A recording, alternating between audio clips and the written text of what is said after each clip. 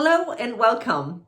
My name is Angela and I am a professional coach who helps females climb the corporate ladder at a faster pace.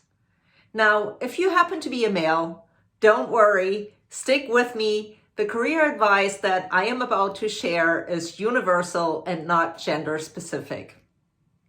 Our topic for today is what not to do in a professional job interview. I am going to tell a story of my very first job interview when I was 21 years old and I was applying for my dream job to be a flight attendant. If you wonder what went wrong, everything on earth.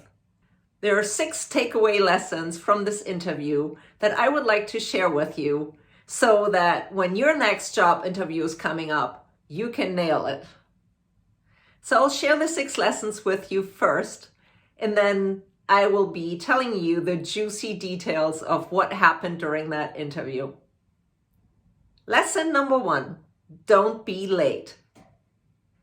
Lesson number 2, the interview process is not a competition. Lesson number 3, it is not about being right. Lesson number 4, don't be ignorant. Lesson number 5, don't assume that you are the perfect candidate. And lastly, lesson number 6, don't argue with the outcome. So here's the story about the worst interview in history. As I mentioned, I was 21 years old. I applied for a job to become a flight attendant. The airline sent me a ticket for the interview and made all of the travel arrangements. And I was so excited on that day.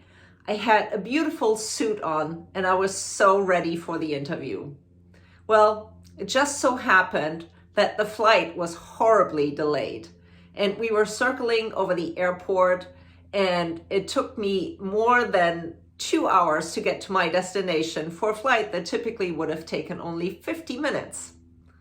When I landed, I was in panic and I had the interview invitation with me and I tried to call the interviewers and let them know that I was going to be late because punctuality is one of my values and being late is really something that feels horrible to me.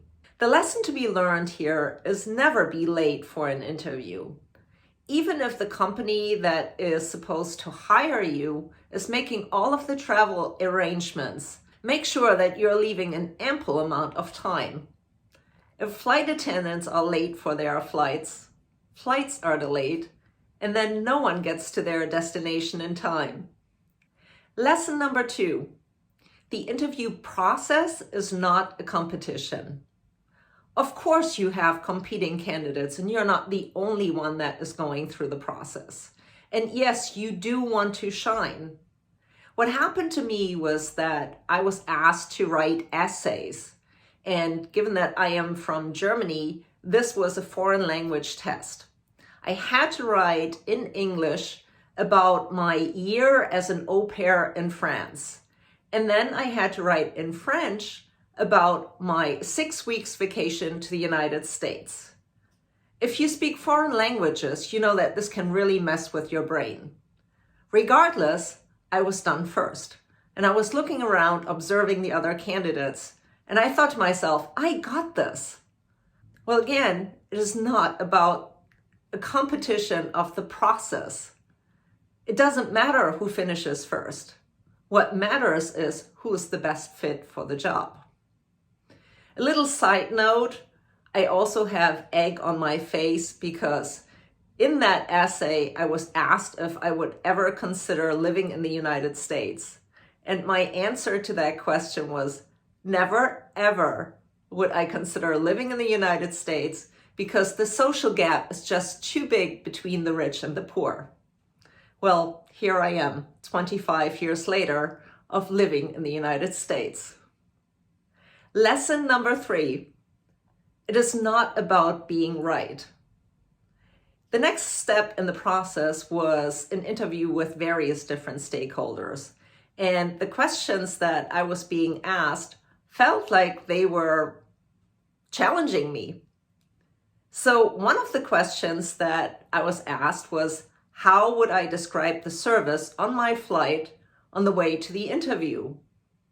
Well, I was being completely honest, and I shared that the cabin crew was mainly absent during that flight after they had finished their short service. That observation may have been accurate, but it was definitely not something that the company wanted to hear, and it's probably not a good idea to criticize the company that you want to work for. Lesson number 4, don't be ignorant.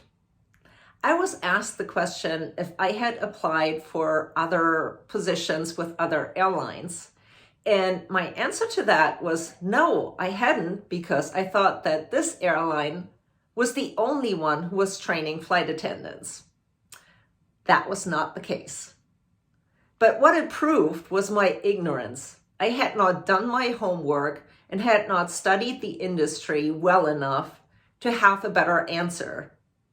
The better answer would have been, no, I have not applied with other airlines because I have done my research and this is the airline that I really, really would like to work for. Lesson number 5, don't assume that you are the perfect candidate. On paper, I was most certainly the most perfect candidate for this position, at least in my mind. At that time, there were strict restrictions about age and height and weight that today would probably be considered discriminatory. The hiring age was between 18 and 27. I was 21 at the time. I fit definitely the weight and height requirements, and in addition to that, I also spoke several languages. So in my mind, I was the perfect candidate. But obviously, this airline did not agree. I received a letter of decline, which leads me to lesson number 6. Don't argue with the outcome. I can see you cringe. You're probably thinking, no, you didn't. Well, yes, I did. I wrote a handwritten letter, 3 pages long, of why the airline was wrong in their decision not to hire me.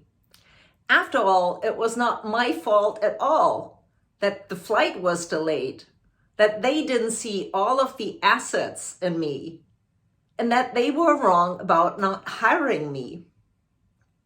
Well, needless to say that this airline did not only stand firm in their decision not to hire me, I was also banned for a lifetime from ever applying with this airline again.